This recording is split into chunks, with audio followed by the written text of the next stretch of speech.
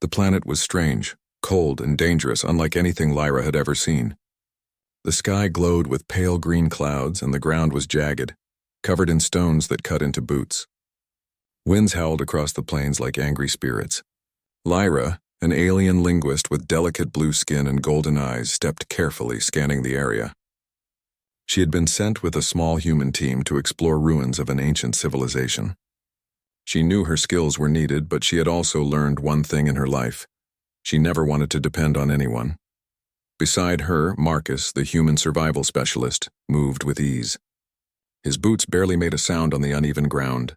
He had been on countless missions and had survived storms, avalanches, and hostile terrains that would have killed others. But even he knew this planet was different. He glanced at Lyra. "Careful," he said, voice calm but firm. "The ground is unstable here." "I can handle it," Lyra replied sharply, adjusting her pack. Pride was part of her nature. She had learned to survive alone, and letting someone carry her or help her felt like weakness. She wanted to prove she was capable, even if this planet seemed designed to punish the weak. The team moved closer to a cliff, the ruins just ahead. Suddenly the ground shook violently. Lyra's foot slipped on loose stone. Panic shot through her as she fell forward, twisting her leg painfully. She cried out, but not loudly enough to seem vulnerable. She tried to stand, wincing as sharp pain raced through her body. "I'm fine," she insisted through gritted teeth, forcing herself upright. "Really, I can walk." Marcus didn't move immediately. He crouched beside her, studying her leg. "You're not fine," he said softly but firmly. "You can't walk like this." "Come on," Lyra's pride flared. "I don't need you to carry me." Her voice shook, not from fear but from frustration. She wanted to fight, to prove she could survive alone. She wanted to be left. Marcus shook his head. "I'm not leaving you here. Not in this weather, not on this cliff. You're coming with me." Before she could protest further, he lifted her gently but firmly. Lyra stiffened in his arms, her eyes wide. She was strong, and she hated the helplessness that rushed over her. Her heart pounded not from fear alone, but from the strange mixture of anger, embarrassment, and the undeniable warmth of being held. The wind whipped around them as Marcus began walking. Every step was careful, every stone a challenge. Lyra wanted to argue, to demand to be put down, but she knew her leg would not allow it. She gritted her teeth, trying to ignore the discomfort of being carried, trying to remind herself she was strong, that this was temporary. Hours passed. The sun dropped behind jagged mountains, turning the sky a fiery orange. Cold crept into their bones, and fatigue started to weigh on both of them. Marcus spoke little, only occasionally encouraging her to shift slightly or breathe steadily. His focus never wavered from the path, and she could feel the strength in his arms, the determination in every step. By nightfall, they found a small overhang, a temporary shelter from the wind. Marcus set her down gently on the rocky ground, wrapping her in a thermal blanket he had carried. Lyra's pride fought her exhaustion, but the tremors in her body betrayed her. She could no longer pretend she didn't need help. Marcus knelt beside her, his eyes calm and warm in the flickering firelight they had managed to kindle. "You don't always have to be strong alone," he said softly. "Being strong isn't just about walking or fighting or surviving on your own.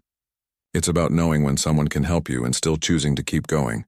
Lyra stared at him, unsure what to say. She wanted to argue, to insist she was fine, but the pain in her leg, the cold in her body, and the quiet sincerity in Marcus's voice left her silent. She felt a strange new emotion rising inside her, something like gratitude, mixed with confusion and a reluctant admiration. For the first time in her life, Lyra wondered what it truly meant to rely on someone, not as a weakness but as a different kind of strength, the kind that required trust, the kind that required letting go. As the wind howled outside, she curled slightly, drawing the blanket tighter. Marcus kept watch silently, his presence steady and unwavering. In that moment, she realized that maybe, just maybe, survival was more than strength. Maybe it was also about heart and trust and letting someone stand by you even when you wanted to be left. Night had fallen, and the wind screamed across the jagged rocks like a restless spirit. Lyra shivered under the thin blanket Marcus had wrapped around her. She had always been proud of her resilience, her ability to survive harsh conditions alone. But tonight she felt the sharp sting of vulnerability. Every muscle in her body ached, and the twisted leg throbbed as if reminding her that independence could be cruel. Marcus sat close, his back against a rock, eyes scanning the shadows. He could see her struggling, could see the tension in the way she held herself. He said nothing at first, allowing her to adjust to the quiet of the night, letting her pride simmer. But after a few minutes he spoke, his voice gentle like a quiet flame in the dark. "You're cold," he said simply. "Let me help." Lyra stiffened, pulling the blanket tighter around herself. "I'm fine," she said, her voice low but firm. Her pride burned hotter than the pain. She refused to admit she needed help, refused to be seen as weak. She wanted to be left, to manage, to prove that she could survive without him.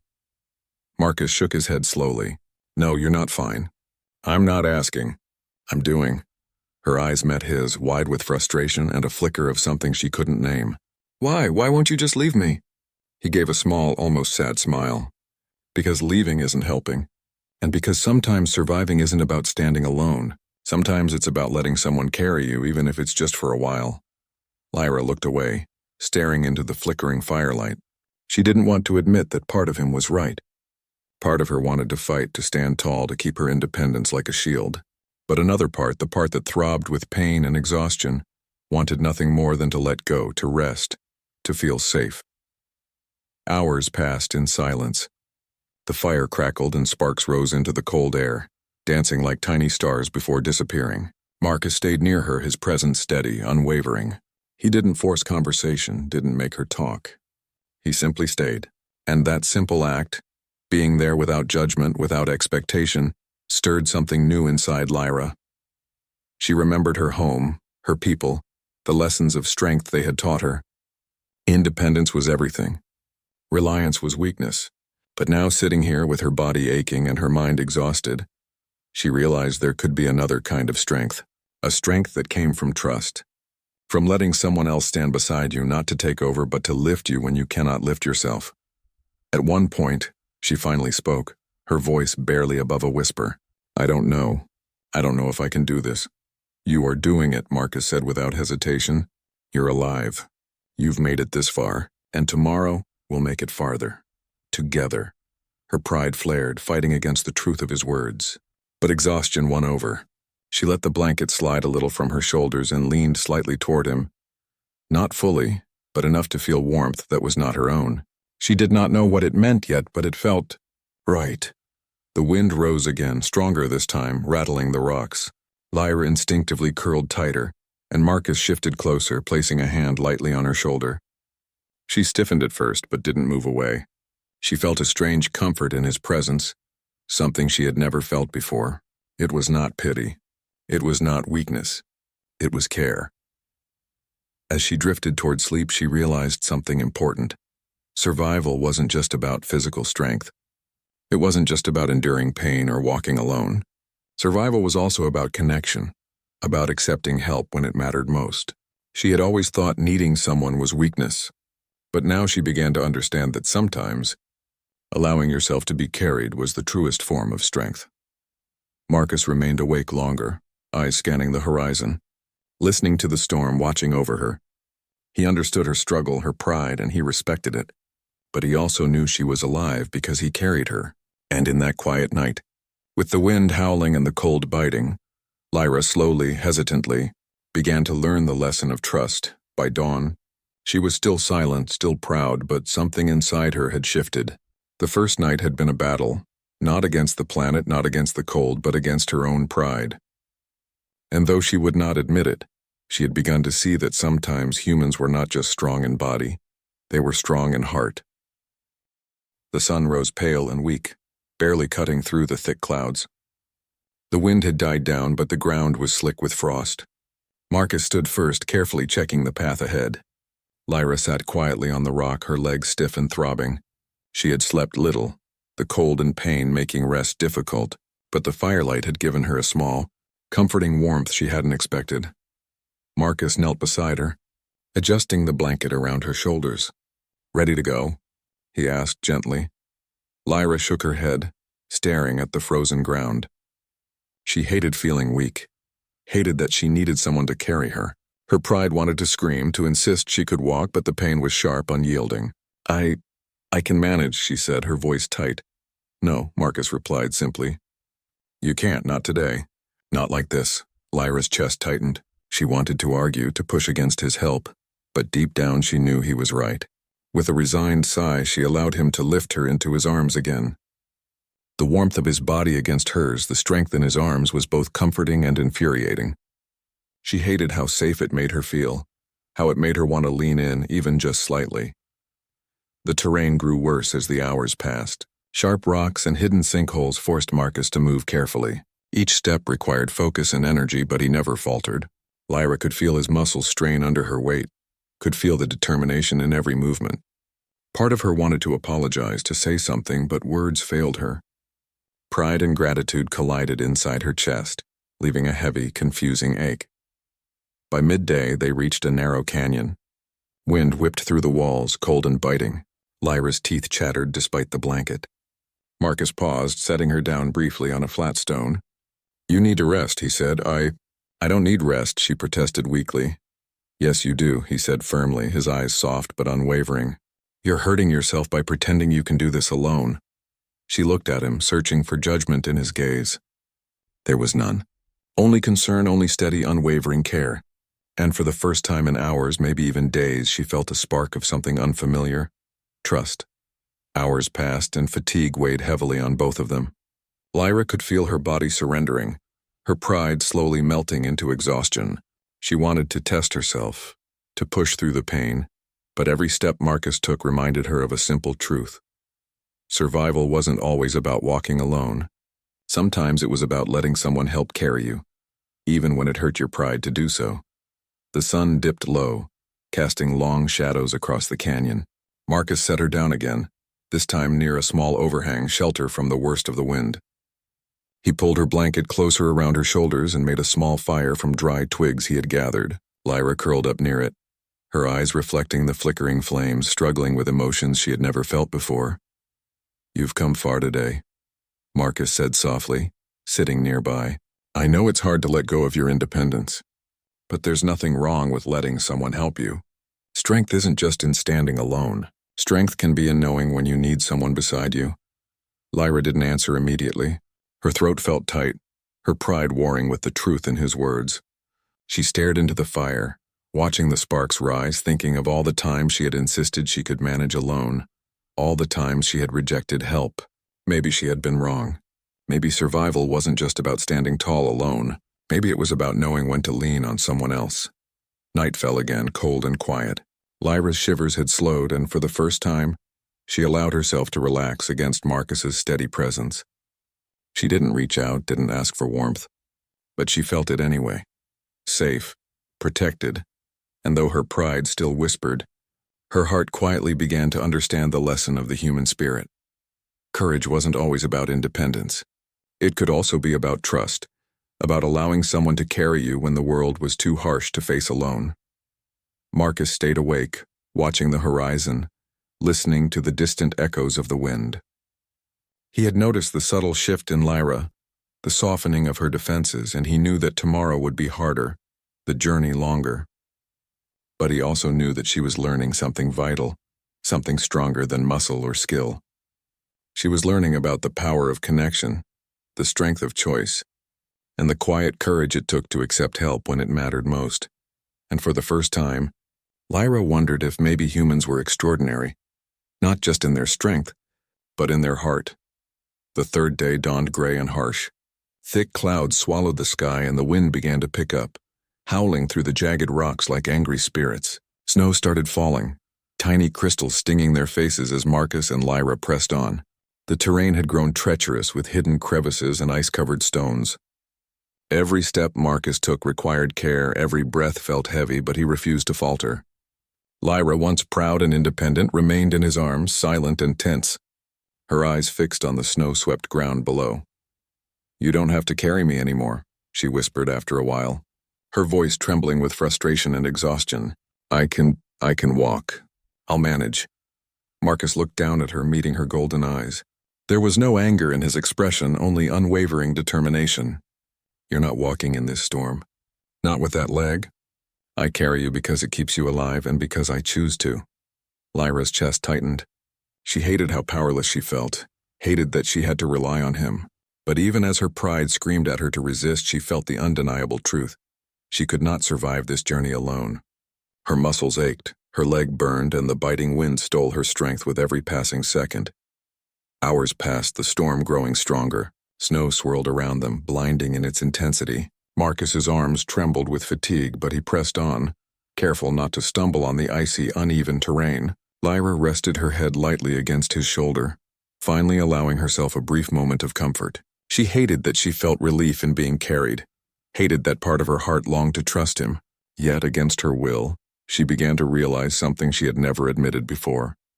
Marcus's presence made her feel safe in a way no one else ever had. Around noon, they came upon a steep incline, the snow covering loose stones and hidden cracks. Marcus's boots slipped once, twice, but he adjusted quickly, holding her tighter to maintain balance. Lyra felt her chest squeeze with a mixture of fear and gratitude. She had always thought survival was about standing alone, but now she understood it could also mean letting someone else bear part of the burden. "You're strong," Marcus said quietly, not looking down at her but focused on his path. "But strength isn't about never falling. Strength is about knowing when to let someone help you back up." Lyra wanted to argue, wanted to insist she didn't need help. Yet as she felt the warmth of his body against hers and heard the steadiness in his voice, the fight in her heart began to waver. For the first time, she considered that needing help was not weakness. It was another kind of courage. By late afternoon, the storm intensified. Snow fell thick and fast, reducing visibility to almost nothing. Marcus's muscles burned, each step heavier than the last. Lyra's shivers returned, stronger this time, and she tightened her grip on his shoulder. Not from pride, but instinct. He adjusted his hold, speaking softly. "Almost there. We can do this." Her pride and frustration battled with the exhaustion and trust she felt, leaving her in a strange, emotional limbo.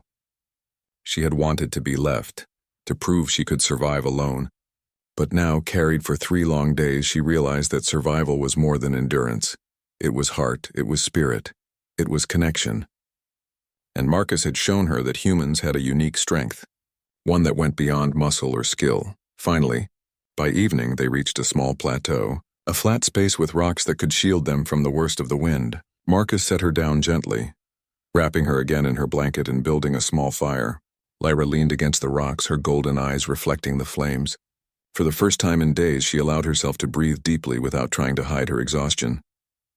"You've come far," Marcus said softly, sitting near her. "I know it's hard to accept help, but sometimes letting someone carry you isn't weakness, it's courage." Lyra closed her eyes for a moment, the words sinking in. The storm raged outside, but inside her chest a quiet realization began to grow. She had underestimated humans. They were strong, yes, but also compassionate. They had the courage to protect, to carry, to endure, not for themselves, but for others. As night fell, the storm softened slightly. Lyra stayed curled by the fire, feeling warmth she had never sought before. She did not speak, but her heart had begun to understand something profound. Survival was not just about standing alone. It was about knowing when to lean on someone and trusting them to walk beside you. Even through the fiercest storm, Marcus remained awake longer, eyes scanning the horizon. He knew the journey was far from over, but he also knew that Lyra's pride was softening, slowly opening to the truth of human strength. By the time she drifted into a restless sleep, she had learned a lesson that no words could fully capture. Sometimes, being carried was the bravest thing of all. The 4th morning arrived with a pale gray light. The storm had passed, leaving the landscape silent except for the crunch of frost under Marcus's boots. The cliff they had been aiming for was just ahead, a steep drop to the valley below where rescue teams could reach them. Marcus carried Lyra carefully, every step measured, every motion precise. Her body was heavy with exhaustion, her legs still swollen and weak. She had wanted to walk, to prove she could manage alone, but now she no longer fought. Pride and stubbornness had lost to fatigue and the undeniable truth. She could not have made it this far without him. The air was thin, and each breath burned her lungs. The jagged rocks beneath them demanded constant attention. Marcus's arms ached, but he did not falter. Lyra felt the steady rhythm of his movements, the quiet determination in every step. Part of her heart ached, not from pain, but from the strange warmth of safety she felt in his arms. She hated that feeling, hated how it softened her resolve, but she could not deny it. "Almost there," Marcus said, voice low but firm, eyes scanning the treacherous path ahead. "Just a little more." Lyra tried to speak, to say she could stand, to insist she was fine, but words stuck in her throat. Her pride was bruised, but her body no longer allowed protest. She let herself rest against him fully, the weight of her exhaustion anchoring her in his arms. She could feel every muscle in his body tense as he navigated a particularly dangerous patch of ice. Hours passed. The sun climbed higher and the valley below began to come into view. Lyra's chest ached, not just from the cold or the pain in her leg, but from the overwhelming emotion of the past 3 days. She had wanted to be left. She had wanted to be independent, to survive on her own. But now she realized something she had never admitted. Being carried, being helped, did not make her weak. It made her human.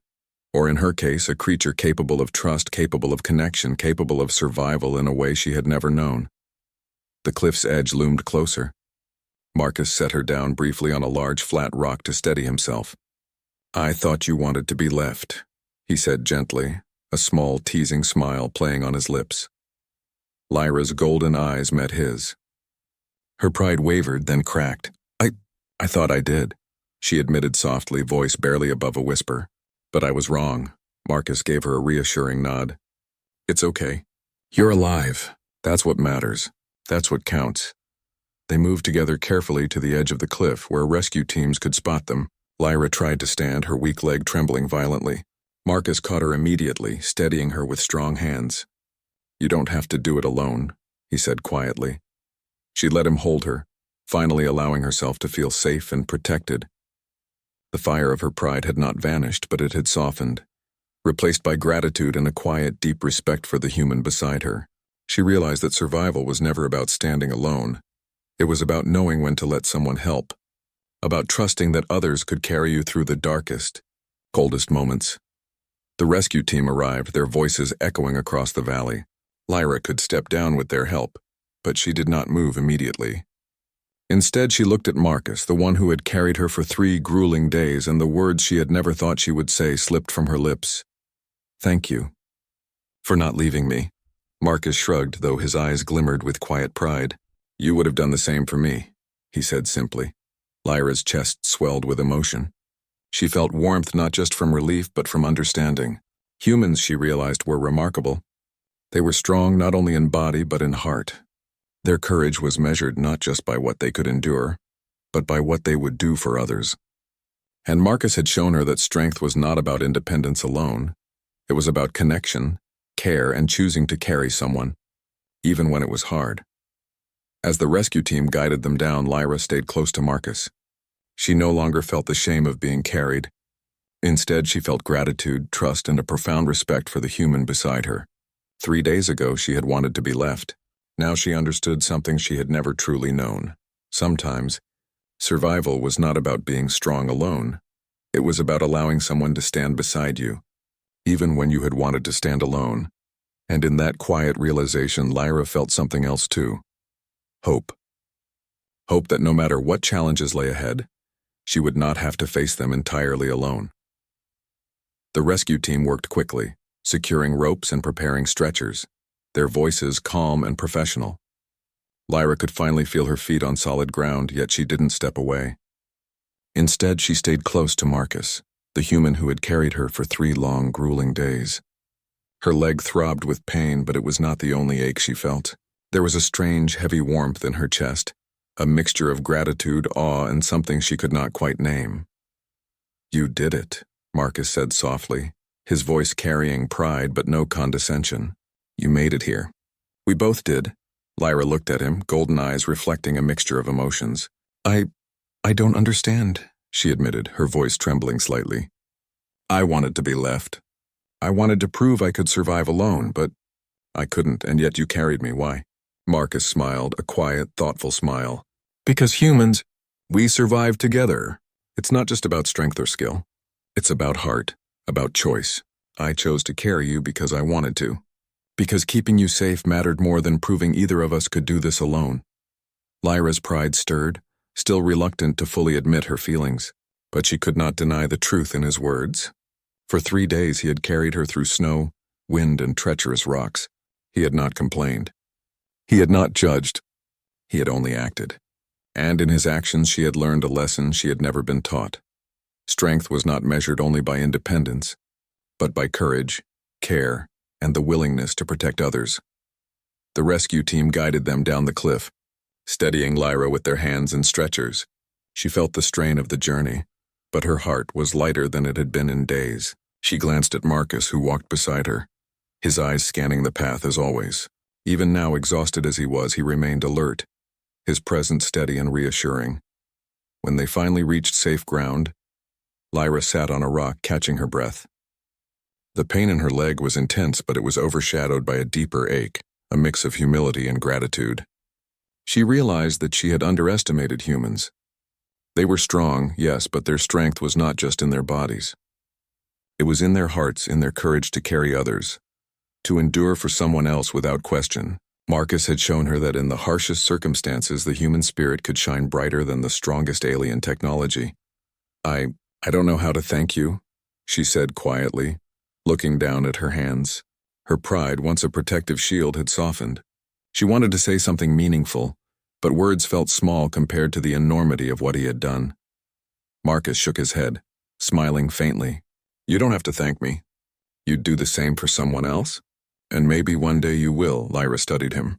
His simplicity, his honesty, his unwavering commitment to protect her. It was unlike anything she had ever experienced. In her world, strength often came with expectation or control. Here, strength came with choice, with care, and with trust. She felt a quiet shift inside her, a softening of the walls she had built around herself for so long. As the rescue team prepared to leave, Marcus turned to her, his expression serious but kind. "Remember this," he said softly. "Survival isn't always about standing alone. Sometimes the bravest thing you can do is let someone walk beside you, or carry you. And that's okay."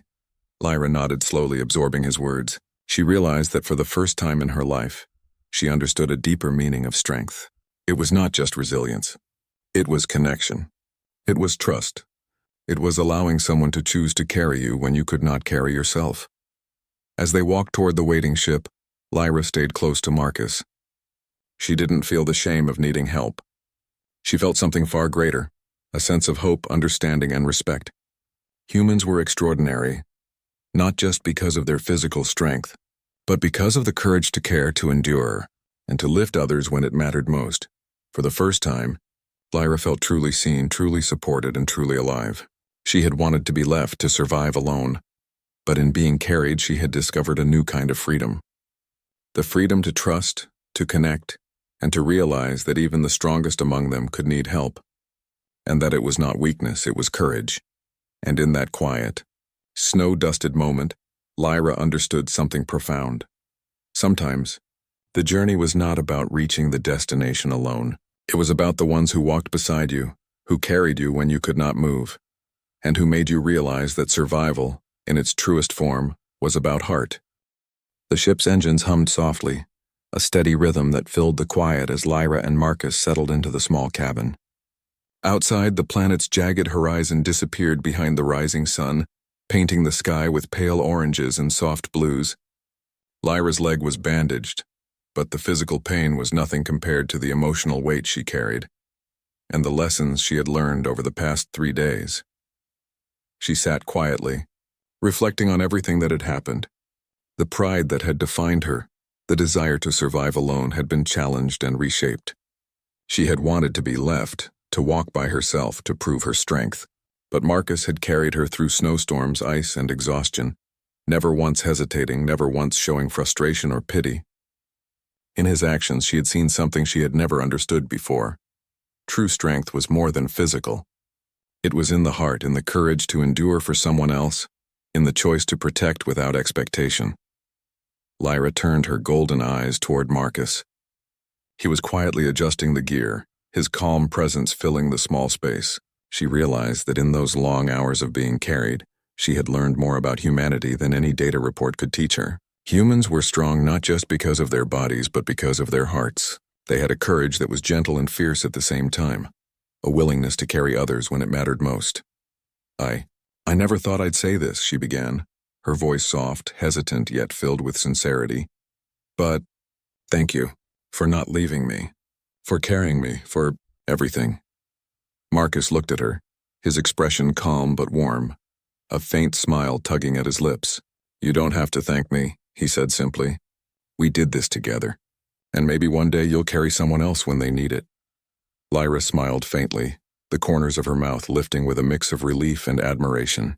She had always measured herself by independence, by how far she could go alone.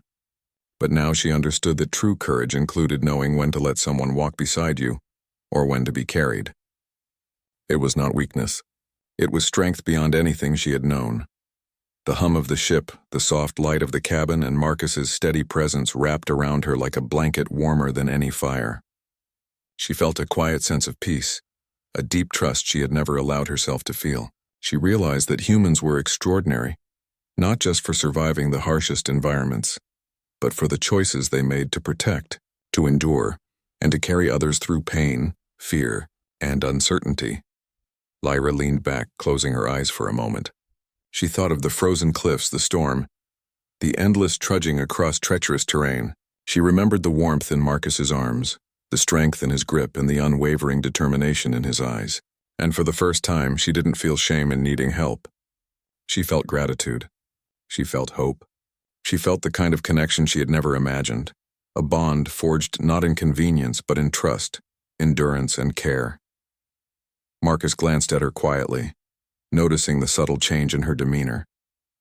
Her pride was still there, but it had softened, transformed into something deeper, understanding.